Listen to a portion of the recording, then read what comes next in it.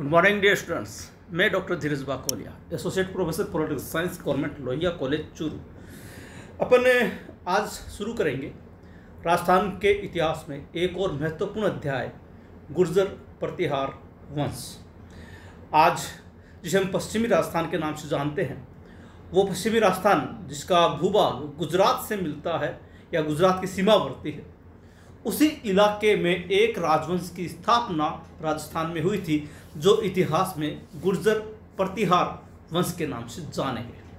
इसके पीछे गुर्जर या गुर्जरात्रा होने का कारण भी यही था कि इसकी प्रारंभिक जो स्थापना थी या प्रारंभिक जो शुरुआत थी वो गुजरात में हुई थी और उस समय गुर्जर प्रतिहार राजवंश का जो आधिपत्य था, जो शासन का विस्तार था, वो गुजरात और राजस्थान के पश्चिमी भूभाग पर था और इसी कारण से ये गुर्जरत या गुर्जरात्रा कहलाए और इन्हीं कारण से गुर्जर प्रतिहार राजवंश कहलाया। हालांकि गुर्जर प्रतिहार राजवंश राजस्थान में कोई ज़्यादा लंबे समय तक नहीं रहा। जब महमूद गजनवी आता है उसके पश्चात धीरे धीरे गुर्जर प्रतिहार राजवंश समाप्ति की ओर चला जाता है। लेकिन जितने समय गुर्जर प्रतिहार राजवंश स्थापित रहा, इस वंश ने पूरे भारत की राजनीति को प्रभावित किया। पूरे भारत की राजनीति इसलिए कह रहा हूँ कि गुर्जर प्रतिहार राजवंश के साथ एक चीज़ जुड़ी हुई है। इतिहास में अपन ने, भारतीय इतिहास में अपन जब बात करें, एक चीज़ पढ़ी हमने, त्रिपक्षीय संघर्ष। ये त्रिपक्षीय संघर्ष भारतीय राजनीति का एक बहुत महत्वपूर्ण अध्याय है, जिसमें गुर्जर प्रतिहार राजवंश, इसके अलावा दक्षिण की एक शक्ति जिसे हम राष्ट्रकूट वंश के नाम से जानते हैं वो, और बंगाल का एक प्रमुख शासन वंश जिसे हम पाल वंश के नाम से जानते हैं, इनके बीच में कन्नौज के ऊपर आधिपत्य को लेकर जो संघर्ष चला भारतीय इतिहास में, उसको त्रिपक्षीय संघर्ष कहा गया।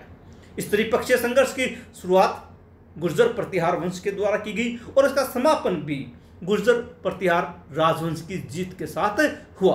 आज राजस्थान के संदर्भ में अपन इस गुर्जर प्रतिहार राजवंश के बारे में बात करेंगे। आपसे निवेदन, यदि आपने चैनल को सब्सक्राइब नहीं किया है तो कृपया चैनल को सब्सक्राइब करें ताकि आने वाले वीडियोज भी आपको लगातार मिलते रहें। चलिए शुरुआत करते हैं गुर्जर प्रतिहार राजवंश।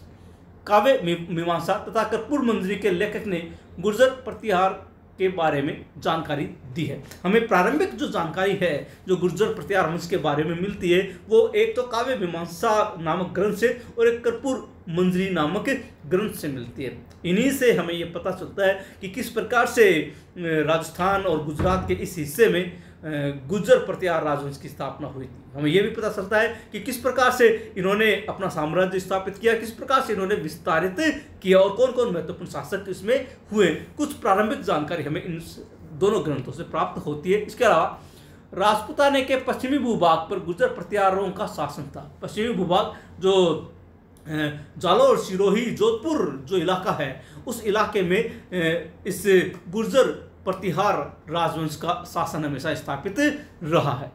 8वीं शताब्दी में गुजरात राज्य में इस वंश की स्थापना हुई। मैं भी आपको कह चुका हूं कि प्रारंभिक जो स्थापना है इस गुर्जर प्रतिहार वंश की वो गुजरात में हुई और इसी कारण से गुर्जर प्रतिहार कहलाए या गुर्जरात्रा कहलाए। और इन्होंने फिर अपने साम्राज्य का विस्तार करते हुए राजस्थान तक अपना अधिकार किया और मुख्य रूप से प्रारंभ में इन्होंने राजस्थान में अपनी शक्ति को स्थापित किया। यहाँ पर राजस्थान में इनकी 2 शाखाओं का विस्तार हुआ, गुर्जर प्रतिहार की 2 शाखाओं का, और इन दोनों शाखाओं ने आगे चलकर अपना साम्राज्य का विस्तार भारत के एक महत्वपूर्ण भूभाग तक कर दिया था।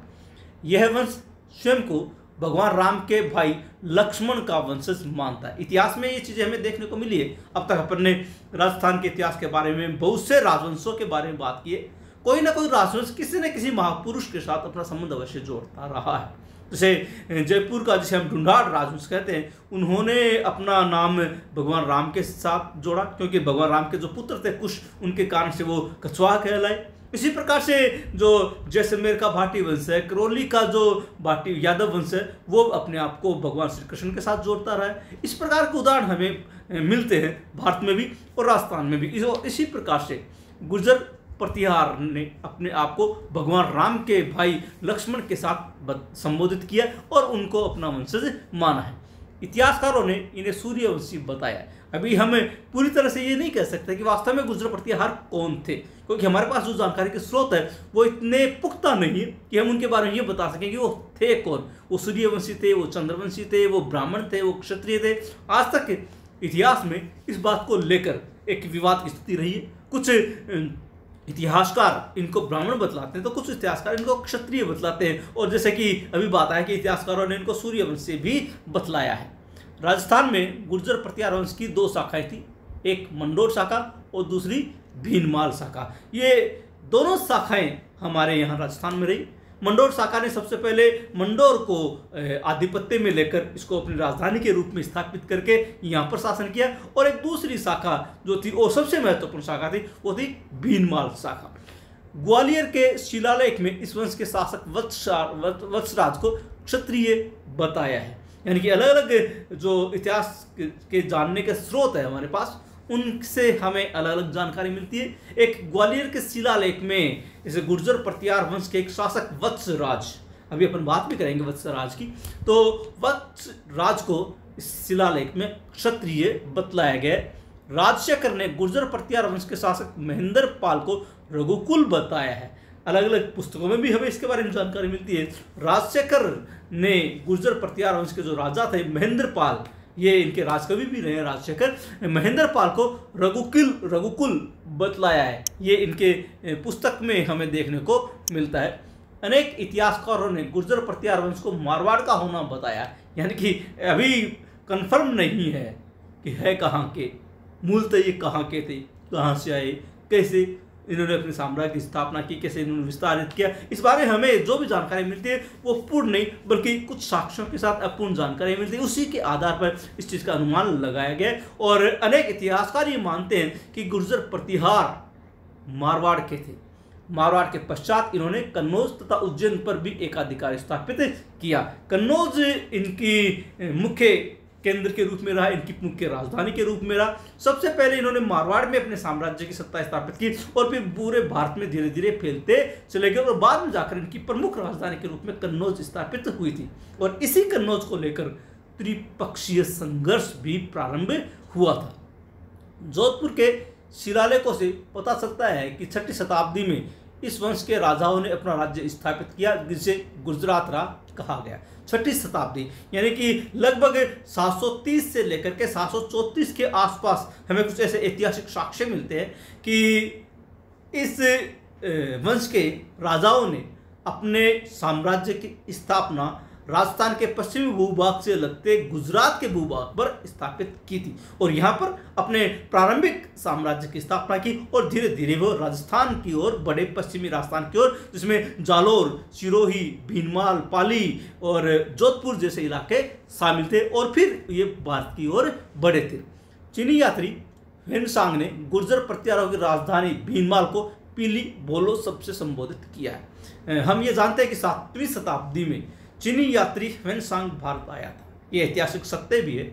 और इन्होंने भारत में राजस्थान की यात्रा की और राजस्थान में मुख्य रूप से जहाँ गए वो था भीनमाल, और भीनमाल में काफ़ी समय तक रुके भी। और उन्होंने अपने ग्रंथ में भीनमाल को पीली बोलो या पीली मोलो सबसे संबोधित किया है। स्मिथ तथा स्टैनफोलो ने भी भीनमाल व श्रीमाल शब्द का प्रयोग किया है। ये अंग्रेज इतिहासकार थे, स्मिथ और स्टैनफोलो, इन्होंने भी भीनमाल और श्रीमाल जैसे शब्दों का इस्तेमाल किया है। इसका मतलब गुर्जर प्रतिहार वंश इस भीनमाल जैसे इलाके में स्थापित रहा है। कई इतिहासकारों से हमें ये तथ्य प्राप्त होते हैं। घटियाला का शिलालेख जोधपुर, बम्बई गजेटियर जो निक्सन के द्वारा समाचार पत्र निकाला जाता था, समाचार पत्र ने गुर्जर प्रतिहार वंश की विदेशी जाति के रूप में स्वीकार किया जिनका राज्य राजपूताना के पश्चिमी भूभाग पर स्थापित था। अपन अगर अलग अलग और तथ्यों के ऊपर दृष्टिपात करें तो जो घटियाला का शिलालेख है जो जोधपुर में मिला था वो, और इसके अलावा रिचर्ड निक्सन के द्वारा एक समाचार पत्र निकाला जाता जिसे बम्बई गजेटियर कहा जाता था। इस दोनों से हमें इस शिलालेख से और इस बम्बई गजेटियर समाचार पत्र से जो हमें जानकारी मिलती है उसके हिसाब से गुर्जर प्रतिहार विदेशी थे, इन दोनों ने इस बात को स्वीकार किया है कि ये विदेशी थे और विदेशी के रूप में आए और इन्होंने राजपूताने के पश्चिमी भूभाग पर अपना साम्राज्य स्थापित किया था। अगर इनकी बात को हम सत्य मानते हैं तो हमें यह भी मानना पड़ेगा कि ये भारतीय नहीं थे बल्कि विदेश से आकर यहाँ बसे और उन्होंने अपने साम्राज्य की स्थापना की थी। मुनोत नेर्ची ने गुर्जर प्रतिहारों की 26 शाखाएं बतलाई है। हम ये जानते हैं कि मारवाड़ यानी कि जोधपुर के आश्रित लेखक रहे हैं और दीवान रहे हैं मुनोत नेर्ची। इन्होंने अपनी जो एक प्रमुख ऐतिहासिक ग्रंथ है इनका मुनोत नेर्ची ख्यात, उस पुस्तक में गुर्जर प्रतिहारों की 26 शाखाओं का उल्लेख किया है। यानी कि हमें अलग अलग तथ्य इस बारे में प्राप्त होते हैं। वाउख जोधपुर शिलालेख में इन्हें एक ब्राह्मण पुत्र हरिश्चंद्र की क्षत्रिय रानी भद्रा के संतान माना गया है। अब यहाँ पर एक दूसरा और तथ्य आ जाता है। वाउख ने एक जो बात लिखी है वाउख शिलालेख में, उसके हिसाब से गुर्जर प्रतिहार के जो शासक हुए वो एक ब्राह्मण पुरुष की संतान है, यानी कि एक ब्राह्मण पुरुष जिसे हम हरिश्चंद्र कहते हैं। और ये भी कहा जाता है कि जो मंडोर शाखा थी उसके संस्थापक हरिश्चंद्र थे। अभी अपन बात भी करेंगे। तो जो मंडोर शाखा के संस्थापक या ब्राह्मण पुरुष हरिश्चंद्र, उनकी 4 रानियां थी, उनमें एक रानी क्षत्रिय थी और उस क्षत्रिय रानी का नाम था भद्रा। और इस भद्रा से 4 पुत्र पैदा हुए और वो चारों ही क्षत्रिय कहलाए और इन्होंने गुर्जर प्रतिहार वंश की स्थापना की और उसका विस्तार किया था। राजा हरिश्चंद्र गुर्जर प्रतिहार वंश के संस्थापक माने जाते हैं। राजा हरिश्चंद्र जो ब्राह्मण पुरुष थे वो गुर्जर प्रतिहार वंश के संस्थापक माने जाते हैं। कौन सी शाखा के? मंडोर शाखा के। भी पर ने बात की, राजस्थान में गुर्जर प्रतिहार वंश की 2 शाखाएं थी, एक मंडोर शाखा और एक भीनमाल शाखा। ये जो हरिश्चंद्र थे ये मंडोर शाखा के संस्थापक माने जाते हैं, जिन्होंने मांडल्यपुर मंडोर को जीतकर गुर्जर प्रतिहार वंश की राजधानी के रूप में स्थापित किया। मंडोर जिसे आज हम जोधपुर में एक उपनगर के रूप में देखते हैं, वो मंडोर जो किसी समय जोधपुर के शासकों की राजधानी भी रहा था, उस मंडोर का प्राचीन नाम मांडल्यपुर था। और इस मांडल्यपुर को इस गुर्जर प्रतिहार के मंडोर शाखा के संस्थापक राजा हरिश्चंद्र ने जीतकर इसको अपनी राजधानी के रूप में स्थापित किया और मांडल्यपुर आखिरकार मंडोर हो गया।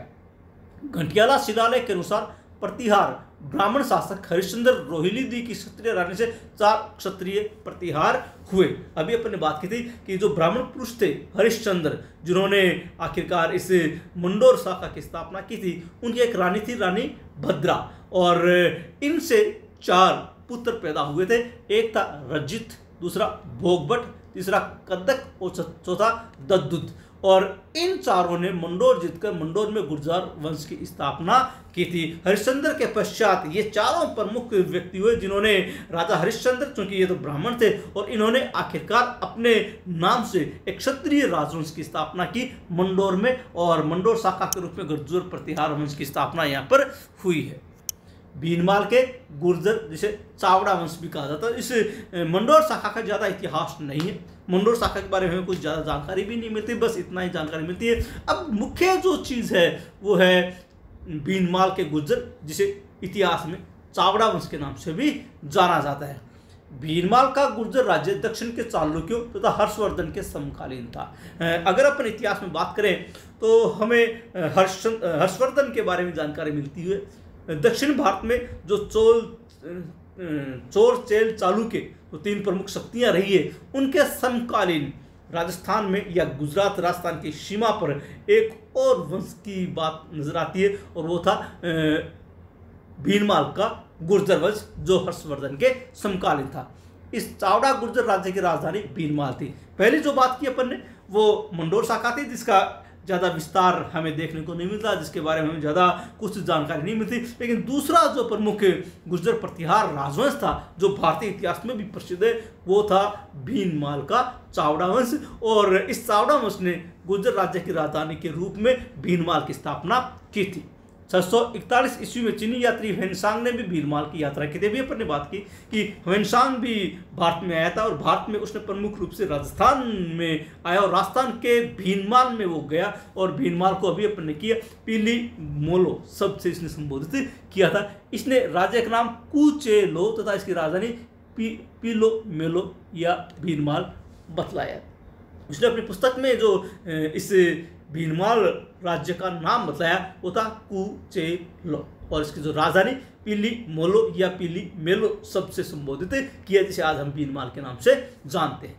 नागभट्ट प्रथम 730-56 ईस्वी इस वंश का सबसे योग्य तथा वास्तविक शासक था। इसने 739 ईस्वी में गुर्जर प्रतिहार वंश की स्थापना की थी। हालांकि नागभट्ट प्रथम का जो काल है वो 730 से 756 ईस्वी माना जाता है, लेकिन नागभट्ट प्रथम ने भीनमाल में गुर्जर प्रतिहार वंश की स्थापना 739 ईस्वी में की थी। ये इसका वास्तविक संस्थापक भी माना जाता है और सबसे योग्य शासक भी माना जाता है नागभट्ट प्रथम।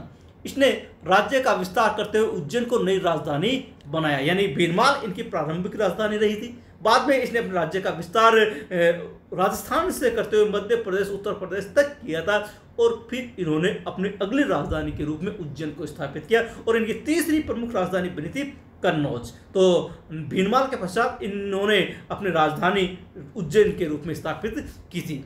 इसे राजा भोज की ग्वालियर प्रशस्ति में नारायण तथा मलेच्छों का नाशक कहा गया। ये इसकी उपाधियाँ थी जो राजा भोज के द्वारा, राजा भोज भी इसे गुर्जर प्रतिहार वंश के शासक रहे, जिनका मूल नाम मिहिर भोज था, जो इतिहास में राजा भोज के नाम से प्रसिद्ध है। और इस राजा भोज की जो ग्वालियर प्रशस्ति है, उस ग्वालियर प्रशस्ति में नागभट्ट प्रथम को नारायण तथा मलेच्छों का नाशक कहा गया है। ये इनकी उपाधियों के रूप में जानी जाती है। नागभट्ट प्रथम ने अरब सेना को सिंधु नदी के पश्चिम में खदेड़ने का कार्य किया, इस कारण से इसे नारायण का अवतार कहा गया। मलेच्छों का नाशक भी इसी कारण से कहा गया कि अरबों का इन्होंने नाश किया था। अरबों को इसने भारत में घुसने नहीं दिया। जब भारत में घुसपैठ कर चुके थे तो इन्होंने सिंधु नदी से पार तक खदेड़ दिया था। सिंधु नदी से आगे वापस इनको निकाल दिया था, भारत भूमि से इनको दूर खदेड़ दिया था। इसी कारण से ग्वालियर प्रशस्ति में इनको नारायण भी कहा गया, मलेच्छों का नाशक भी कहा गया, और नारायण का अवतार भी कहा गया नागभट्ट प्रथम को। नागभट्ट को क्षत्रिय ब्राह्मण कहा गया, इसलिए इस शाखा को रघुवंशी प्रतिहार भी कहते हैं। नागभट्ट जो प्रथम जो थे, जो इस चावड़ा शाखा की या भीनमाल शाखा के वास्तविक संस्थापक भी माने जाते हैं, इनको क्षत्रिय ब्राह्मण कहा गया। यानी कि ये चूंकि रघुवंशी कहलाए थे, इसी कारण से ब्राह्मण कहलाए, और चूंकि काम इनका क्षत्रिय था इसलिए क्षत्रिय ब्राह्मण कहलाए।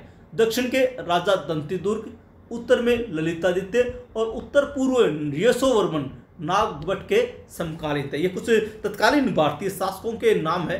दक्षिण भारत में दंतिदुर्ग थे, और उत्तर में ललितादित्य थे, और उत्तर पूर्व में यशोवर्मन थे। ये सारे के सारे शासक नागभट्ट प्रथम के समकालीन माने जाते हैं।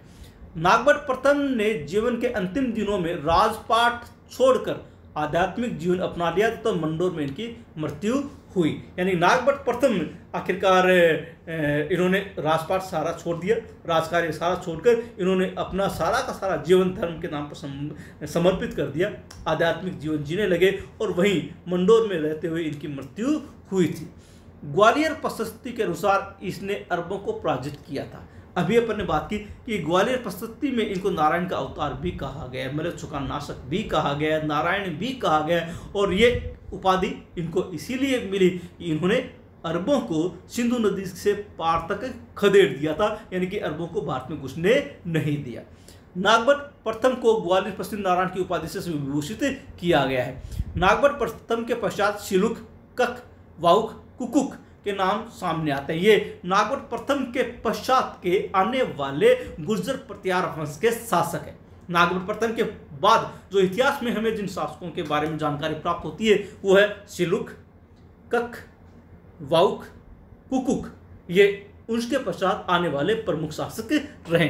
राजा वाउक ने मंडोर में विष्णु मंदिर बनाया तथा मंडोर के परकोटे का पुनर्निर्माण करवाया। क्योंकि उस समय ये जो गुर्जर प्रतिहार वंश की मंडोर शाखा थी, जिसकी चर्चा भी अपन कर चुके हैं, राजा हरिश्चंद्र ने जिसकी स्थापना की थी, क्योंकि वो शाखा समाप्त हो गई उसके पश्चात भीनमाल में गुर्जर प्रतिहारों की दूसरी शाखा स्थापित हुई, ये थी चावड़ा शाखा।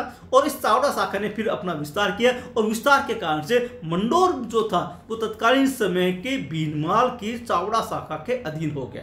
इसलिए इस मंडोर में राजा वाउक ने एक विष्णु मंदिर का निर्माण करवाया और मंडोर के प्रकोटे का पुनर्निर्माण करवाया। मंडोर का जो किला है और उस किले का जो प्रकोटा है आज हालांकि जीर्ण शीर्ण अवस्था में खंडर बन चुका है, लेकिन इसका पुनर्निर्माण करवाने का श्रेय भी राजा वाउक को जाता है। राजा कुक के शासन में व्यापार में अप्रत्याशित वृद्धि हुई। हमें जो भी थोड़ी बहुत जानकारी मिलती है उसके हिसाब से राजा कुक के शासन में काफ़ी व्यापार में वृद्धि हुई थी और उनका व्यापार दूर दराज तक होने लग गया था। और घंटियाला के शिलालेख में कुक को न्यायप्रिय शासक के बतलाया गया। घंटियाला का शिलालेख जो जोधपुर से प्राप्त हुआ था, उस शिलालेख में कुक को एक न्यायप्रिय शासक के रूप में संबोधित किया है, स्थापित किया है। उद्योतन सूरी, कुलमाला के लेखक उद्योतन सूरी ने बताया कि नागभट्ट प्रथम ने भीनमाल जालौर को अपनी राजधानी बनाया और अरब आक्रमणों का सामना किया। एक बहुत ही ऐतिहासिक और प्रमुख ग्रंथ जो हमें मिलता है वो है कुवलयमाला, और कुवलयमाला को लिखने का श्रेय है जैन लेखक उद्योतन सूरी को। और इस उद्योतन सूरी ने इस कुवलयमाला में बताया कि नागभट्ट प्रथम जो कि इस भीनमाल की चावड़ा शाखा के वास्तविक संस्थापक माने जाते हैं, इन्होंने भीनमाल यानी कि जालौर को अपनी राजधानी के रूप में स्थापित किया और अरब आक्रमणों का सामना किया और अरबों को दूर तक खदेड़ दिया था। अभी अपन ने चर्चा की कि इन्होंने अरबों को सिंधु नदी से पार तक खदेड़ दिया था। अगले शासक होते हैं वत्सराज और इनका शासनकाल रहा 778 से 81 ईस्वी तक। मात्र 3 साल इन्होंने शासन किया, लेकिन उपलब्धियां इनके नाम पर काफ़ी है। इसे प्रतिहार वंश का वास्तविक संस्थापक माना जाता। 3 वर्ष शासन करने के पश्चात भी इतिहासकार वत्सराज को इस गुर्जर प्रतिहार वंश की भीनमाल शाखा का वास्तविक संस्थापक मानते हैं। इसे सम्राट रणहस्तिन की उपाधि प्राप्त थी। ये इनकी उपाधि है। पहले के जो शासक हुआ करते थे वो अपने नाम के साथ साथ कुछ विशेष उपाधियां भी धारण करते थे और उन उपाधियों के नाम से वो जाने भी जाते थे। और वत्सराज ने सम्राट और रणहस्तिन की उपाधि प्राप्त की थी। कन्नौज पर अधिकार करने के लिए भारतीय इतिहास में जो त्रिपक्षीय संघर्ष हुआ उसकी शुरुआत वत्सराज ने ही की थी। अभी अपन ने बात की कि भारतीय इतिहास को प्रभावित करने वाली एक बहुत ही महत्वपूर्ण घटना जिसे हम इतिहास में त्रिपक्षीय संघर्ष कहते हैं, और इस त्रिपक्षीय संघर्ष में भाग लेने वाले 3 पक्ष थे।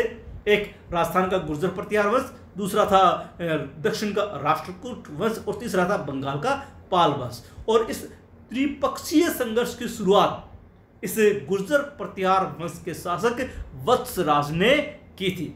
वत्सराज ने कन्नौज के शासक आयुध वंश के शासक इंद्रायुध को पराजित करके 150 वर्ष लंबे त्रिपक्षीय संघर्ष को प्रारंभ किया था। यानी कि इसकी शुरुआत कैसे हुई? वत्सराज जो अभी तक भीनमाल को अपनी राजधानी बनाए हुए था और उसके पश्चात इनकी राजधानी उज्जैन हुई थी। जब उज्जैन हो गई तब आखिरकार इन्होंने अपने साम्राज्य का विस्तार करने की ठानी और उनके पास में कन्नौज पड़ता था और कन्नौज पर इन्होंने आक्रमण किया और आक्रमण करके उस समय के आयुध वंश के शासक इंद्रायुध को इन्होंने पराजित करके कन्नौज पर अधिकार कर लिया। जब कन्नौज पर अधिकार हो गया, इसके साथ ही कन्नौज पर अधिकार करने के लिए और अन्य शक्तियां भी कन्नौज की तरफ बढ़ने लगी और इसी कारण से 150 वर्ष लंबे त्रिपक्षीय संघर्ष की शुरुआत भारतीय इतिहास में होती है।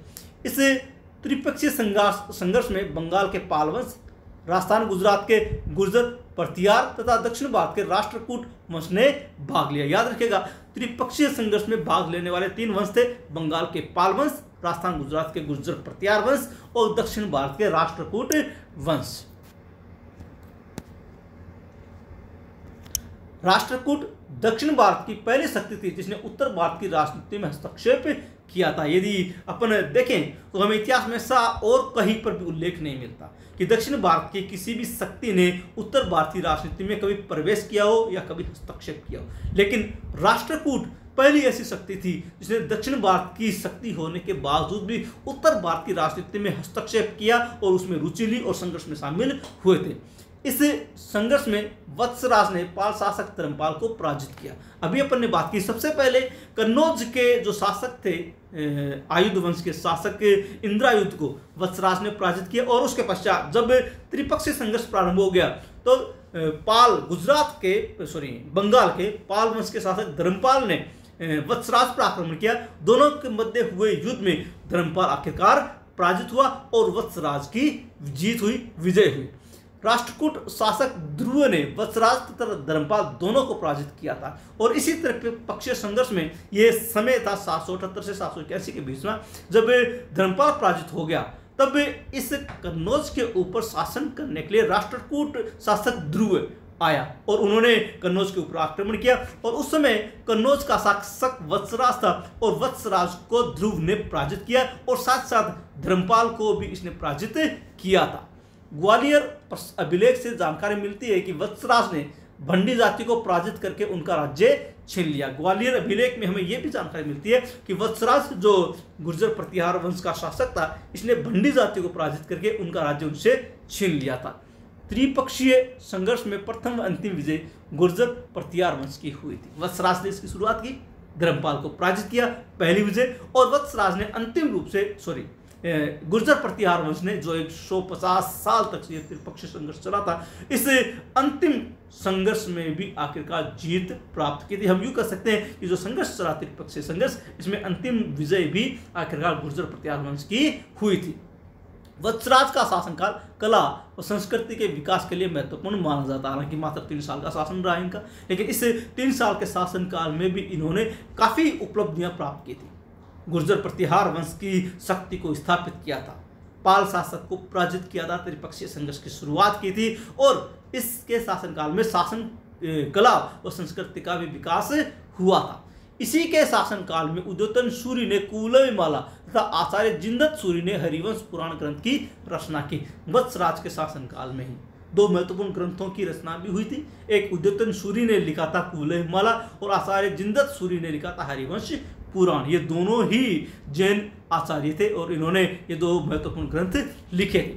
वत्सराज ने पश्चिमी राजस्थान के सबसे प्राचीन मंदिर महावीर मंदिर ओसियां का निर्माण करवाया था। ओसियां जो आज जोधपुर जिले में, और इस जोधपुर जिले के ओसियां में ऐतिहासिक गुर्जर प्रतिहार राजवंश के अवशेष हमें मंदिरों के रूप में मिलते हैं, जिनका निर्माण गुर्जर प्रतिहार वंश के द्वारा करवाया गया था और महामारू शैली का निर्माण इन्होंने किया था, यह शुरुआत इन्होंने की थी। तो हमें वत्सराज के समय में बना एक प्राचीन मंदिर जो ओसिया में है, महावीर मंदिर, उसको भी वो भी देखने को प्राप्त होता है।